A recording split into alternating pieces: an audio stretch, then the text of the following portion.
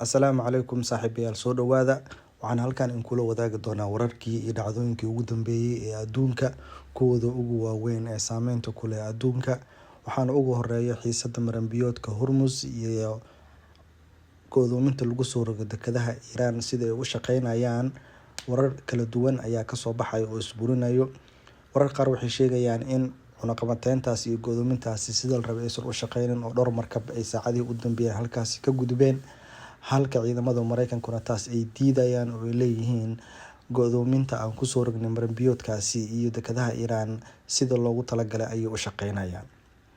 Dhinaca kalena wufuud ka kala socota Lubnaan iyo Israa'iil ayaa ku sugan Mareykanka, kuwaas oo doonaya inay wada hadallo ka yeeshaan xiisada kasoo cusboonaantay koonfurta Lubnaan oo ciidamada Israa'iil ay gudaha usoo galeen dhowr kiiloomitir, dad badan ay ku dhinteen, dhaawacyo badan ay jiraan, dad badan ay qaxeen, taasi oo la doonaya in ayadan xal lagu gaaro.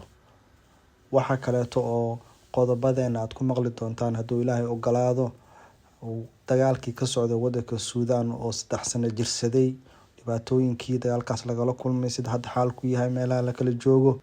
Waa isla joognaa. Qodobada u faahfaahsan ayaana dhawaan maqli doontaan. Soo dhawaada mar kaleeto. Aan ku bilaabnay warbixin ay soo saareen taliska ciidamada Mareykanka ee ka howlgalaya Bariga Dhexe ayaa sheegay in cunaqabateyntii iyo go'doomintii ay kusoo rogeen dekedaha Iran iyo maranbiyoodkaasi Hormuz ay sida loogu talagalay u shaqeynayaan. Howlgalkaasi ayay sheegeen inay ka qayb qaadanayaan 12 markab oo waaweyn oo kuwa dagaalka ah, 10 diyaarada ah iyo ciidan ka badan 10,000, kuwaasi oo sida ay tahay u fuliyay go'doomintaasi iyo cunaqabateynta lagu soo rogay dekedaha wadanka Iran iyo maranbiyoodkaasi Hormuz.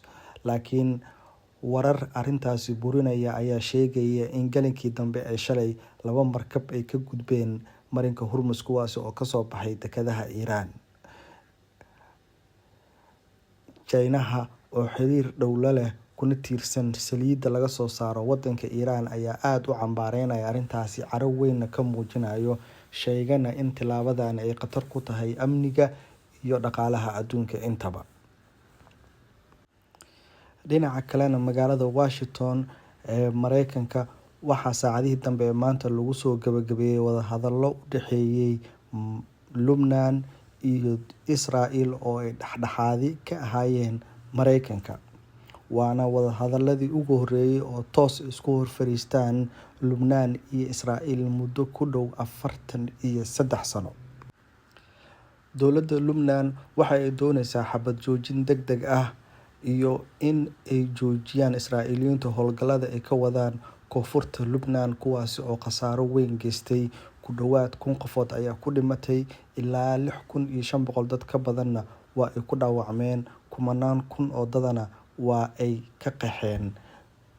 Dhowr kiiloomitir ayay ciidamada Israa'iil gudaha hadda ugu jiraan wadanka Lubnaan, halka Israa'iil iyo Mareykanka ay dowladda Lubnaan ku cadaadinayaan in laga shaqeeyo sidii Xisbullaahi saameynteeda wadankaasi loo soo gabagabay lahaa oo hubka dhigis loogu sameyn lahaa.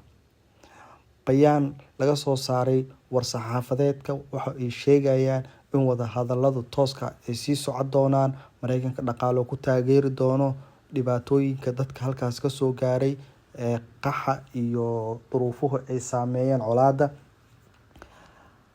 La arki doone wixii ku soo kordho.